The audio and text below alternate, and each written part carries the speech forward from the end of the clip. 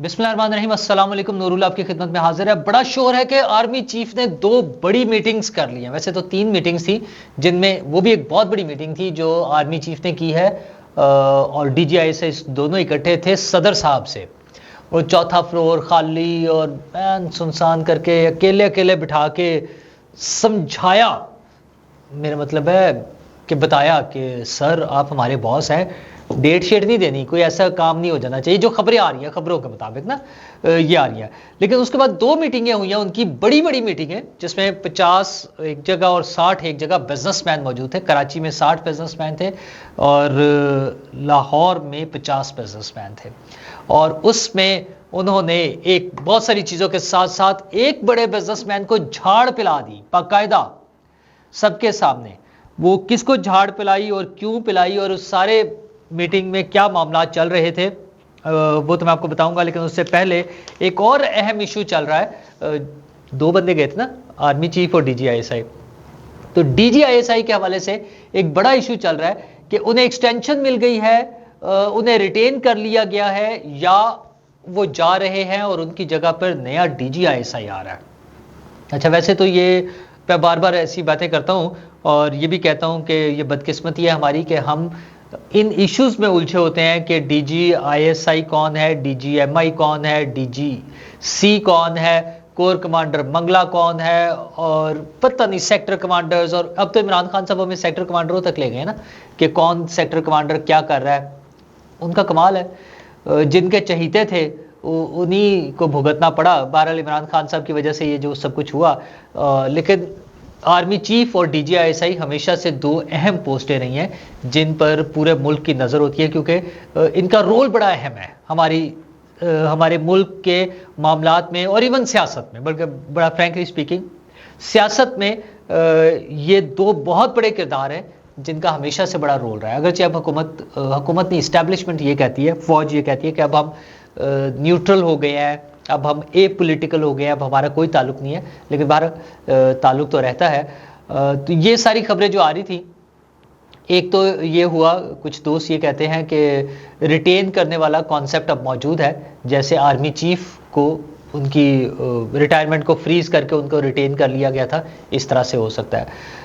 दूसरा, कुछ दोस्त कहते हैं कि जब उनकी रिटायरमेंट हो गई है, वो उनकी एक्सटेंशन हो गई है और 1 साल के लिए एक्सटेंशन हो गई है।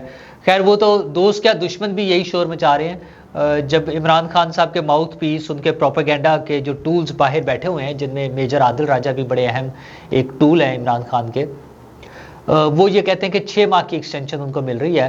लेकिन वो जिस किस्म की बकवासियात उनकी चल रही होती हैं कि वो यूं है और यूं है, वो तो और बात है।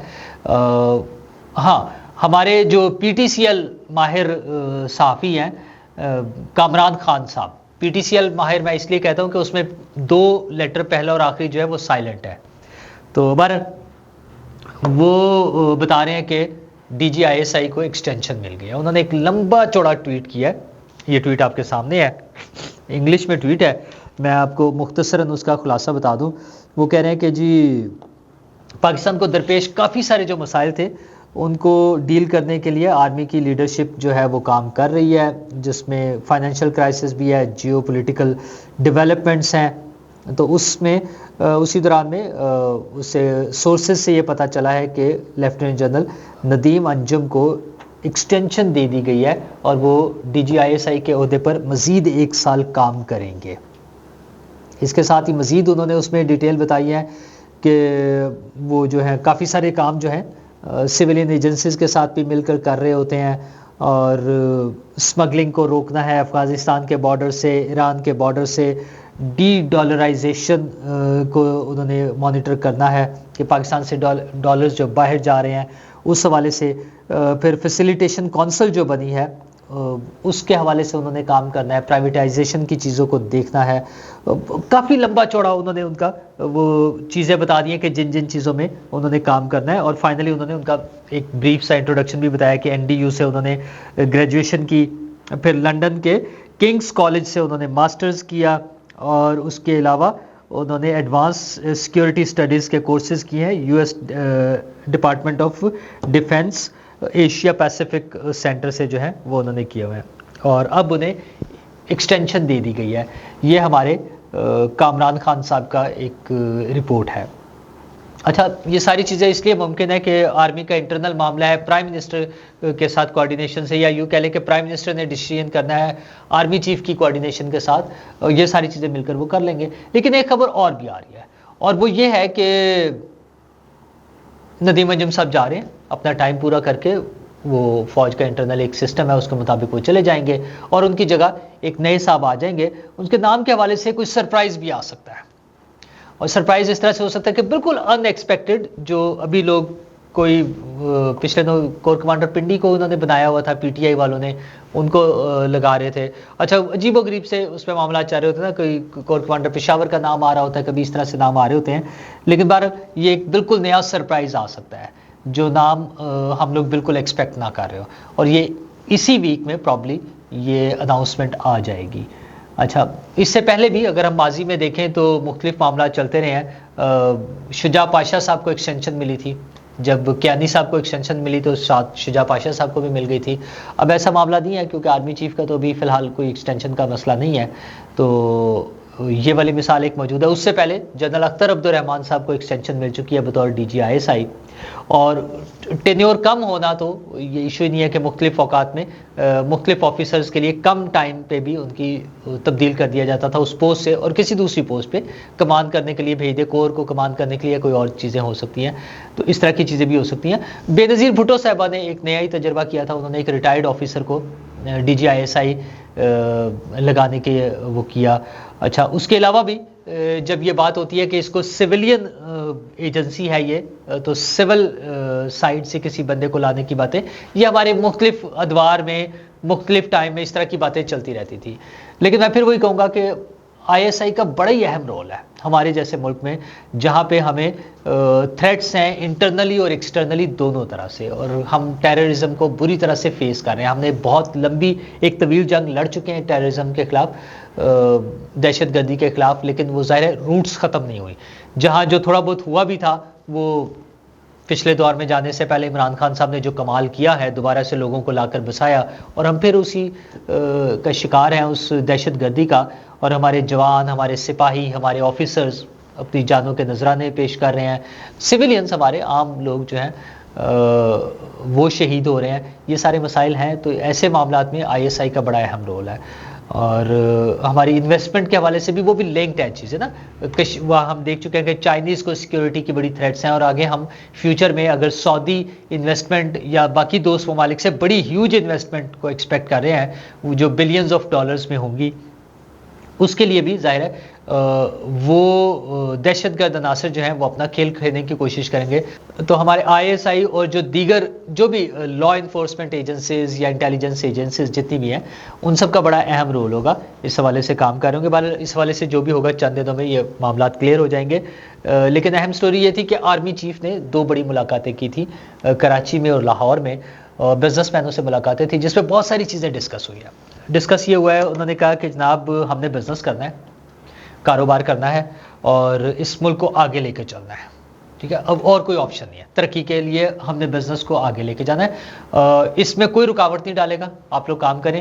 لیکن کچھ چیزوں پہ انہوں نے بڑا کلیئر کٹ کیا، انہوں نے کہا جی یہ جو نان فائلرز ہیں نا بزنس میں، یہ تو آپ سمجھ لیں کہ یہ کرمنلز ہیں۔ اچھا، یہ ساری چیزیں ظاہر ہے براہ راست ابھی فوری کوئی آ کر سامنے بات نہیں کر رہا، لیکن سورسز سے جو باتیں کوٹ ہو رہی ہیں اس میں آ رہا ہے کہ جو نان فائلرز ہیں وہ تو سمجھ لیں کہ وہ کرمنلز ہیں، ان کو لیے معافی کوئی نہیں ہے، یا تو وہ ٹریک پر آ جائیں، اپنا ٹیکس ریٹرنز فائل کریں، اور ہماری جو معیشت کے پہیے میں شامل ہوں، اس میں نیٹ ورک میں شامل ہوں، باہر رہ کے نہیں یہ کام ہو سکتا، 2 نمبری نہیں چلے گی۔ دوسرا، جن لوگوں نے پچھلے 6-8 ماہ میں ڈالرز خریدے ہیں بڑی تعداد، بڑی مقدار میں نا زیادہ، وہ ان کی بھی فہرستیں تیار کی جا رہی ہیں کہ جناب ان کو بھی ڈیل کر لیں گے نا ان سے کہ ٹھیک ہے۔ اچھا، پھر جو ڈالرز کی سمگلنگ ہو رہی ہے اس پر بھی بڑا سخت ایکشن لیا جائے گا۔ ہمارے ہاں سے millions of dollars daily especially Afghanistan اور باقی جگہوں پر بھی اسمگل ہو رہے ہیں، تو ان کو روکنے کا بھی میکینزم بنایا جا رہا ہے. اور افغانستان کے حوالے سے تو شاید کچھ اور سٹیپس بھی لیے جائیں، جس میں افغان مہاجرین کے حوالے سے بھی کچھ سٹیپس لیے جا سکتے ہیں. اچھا، اس کی وجہ یہ ہے کہ جب افغان حکومت اس طرح کے معاملات کرے گی پاکستان کے ساتھ جو سیکیورٹی کے حوالے سے ہیں، اور میں بلکہ کل سن رہا تھا، آج صبح کل ایک دوست سے ڈسکس ہوا تھا کہ شاید انہوں نے ٹریول ایڈوائزری بھی دی ہے افغانیوں کو کہ پاکستان کا سفر نہ کریں. مطلب کتنے شرم کی بات ہے یار. اگر یہ بات درست ہے، افغان حکومت اگر اپنے شہریوں کو کہہ رہی ہے، تو بھائی پھر اپنے یہ جو ملینز میں جو آپ کے شہری یہاں پر بیٹھے ہوئے ہیں، ان کو لے جائیں اٹھا کر. آپ کو اتنے سیکیورٹی کا مسئلہ ہے پاکستان کی، جو کہ سراسر سٹیک پر ہے آپ کی وجہ سے، افغانستان کی وجہ سے نا. وہ جس طرح سے لوگوں کو وہاں پہ پناہ دی گئی ہے، وہاں پہ سیف ہیونز دی گئی ہیں، اور ہم نے ان کی جنگ کے لیے اپنا اتنا بڑا نقصان کیا، جانی مالی ہر طرح سے، یہ جو سارا کچھ ہوا ہے. تو اب اگر وہ ایسی باتیں کریں گے تو ٹھیک ہے، پھر یہاں سے بھی ریئیکشن آئے گا. پر اس حوالے سے بھی کام ہو رہا ہے، افغان مہاجرین کے حوالے سے بھی، اور اسمگلنگ کو روکنے کے حوالے سے بھی، کہ یہ اسمگلنگ روکی جائے گی. اور جو انویسٹمنٹ آ رہی ہے سعودی عربیہ سمیت دیگر ملکوں سے، اس کے حوالے سے بھی ظاہر بات چیت ہوئی ہے. اور لوکل انویسٹمنٹ جو ہے وہ بڑا اہم ایلیمنٹ ہے. فورن انویسٹمنٹ تو آنی ہے، تو اپنے جو ہمارے بزنس مین ہیں ان کو حوصلہ دیا گیا ہے، ان کو ترغیب دی جا رہی ہے کہ وہ آئیں، بزنس کریں، اور ان کے لیے پریشانی نہیں ہوگی. جو اچھا ہاں، بلکہ ایون آرمی چیف نے ان سے تجاویز مانگی ہے، 1 پیجر تجاویز سب سے، جو کہ انہوں نے کافی سارے لوگوں نے سبمٹ کرا دی ہیں، جو ان تک چلی جائیں گی. اچھا، ظاہر ہے آرمی چیف نے خود اکیلے نے سارا کام نہیں کرنا ہوتا، ایک بہت بڑی ٹیم ہے، جیسے SIFC بنی ہوئی ہے، تو وہ لوگ بیٹھ کر کام کر رہے ہیں، پلاننگ ہو رہی ہے، اس پہ ایگزیکیوشن ہو رہی ہے، ساتھ ساتھ جو چیزیں چل رہی ہیں وہ ہو رہا ہے. اس میں اہم چیز یہ ہوئی ہے کہ ایک بڑے بزنس مین کو جھاڑ بھی پلا دی آرمی چیف نے، اور وہ بزنس مین ہیں لاہور میں، اور ان کا تعلق میڈیا گروپ سے بھی ہے. تو ان کا ایک میڈیا ہاؤس ہے ان کا بڑا اچھا. وہ واحد میڈیا ہاؤس کے بندے تھے جو ایک بڑے بطور بزنس مین آئے ہوئے تھے، لیکن ان کا چونکہ میڈیا ہاؤس بھی ہے. تو آرمی چیف نے ان کو تو سیدھا انہوں نے کوئی بات کی تو انہوں نے جھاڑ کہا، یار آپ تو بات بھی نہ کریں، آپ کو تو بات کرنے کی ضرورت نہیں، آپ جو ہیں وہ مایوسی اور نا امیدی پھیلا رہے ہیں، وہ نا امیدی کے خلاف ہیں. وہ کہہ رہے ہیں جی ہم بہت پر امید ہے کہ چیزیں ٹھیک ہو جائیں گی، اور کوئی اس میں ایشو نہیں ہے. یہ جو سارے پروجیکٹس ہم کام کر رہے ہیں، باہر سے انویسٹمنٹس آنی ہے، ہمارے منرلز اور مائنز کا سیکٹر ہے، IT سیکٹر ہے، ایگریکلچر سیکٹر ہے، جس میں بہت پوٹینشل ہے، اور اس پہ بڑے اچھے طریقے سے کام ہو رہا ہے. اچھا، کچھ کامیاب تجربات ہو چکے ہیں، میں اس پہ پھر کسی وقت آپ کے ساتھ ڈسکس کروں گا. وہ جو تجربات کامیاب ہو گئے ہیں وہ اگلے کسی اس میں، لیکن ابھی وہ کہہ رہے ہیں کہ جب ہم ایگریکلچر پہ جو تجربات کر رہے تھے کچھ چیزیں کامیاب ہو گئی ہیں، تو ہمیں امید ہے کہ یہ ساری چیزیں ٹھیک ہو جائیں گی. تو یہ جو نا امیدی پھیلانے والی چیزیں ہیں نا، یہ نہیں چلیں گی، اس کو بند کرتے ہیں. اچھا، ایک اچھا پازیٹیو جیسچر ہے یہ کہ یہ چیزیں واقعی نہیں ہونی چاہیے، لیکن ایٹ دا سیم ٹائم میری درخواست ہے آرمی چیف صاحب سے بھی اور وزیر اعظم صاحب سے، تمام لوگ جو اقتدار کے مسند پر بیٹھے ہیں اور جن کے ہاتھ میں اختیار ہے، جو کچھ کر سکتے ہیں، کہ حضور یہ ساری پلاننگز بہت اچھی ہیں، آپ بس اس پہ یہ باتیں ہم نے سن لی ہیں، ہم اس کو اپریشیٹ کر رہے ہیں، ہم تالیاں بجانے کو تیار ہیں، ہم کھڑے ہو کے آپ کو سلوٹ کرنے کو تیار ہے، بہت اچھی پلاننگ ہے، اب اس پہ کام شروع کر دیں. عمران خان جس پہ ہمیں سارے اعتراضات تھے، اس کو گئے ہوئے 17 ماہ ہو گئے ہیں تقریباً. لاسٹ ایئر مارچ میں چلا گیا تھا عمران خان،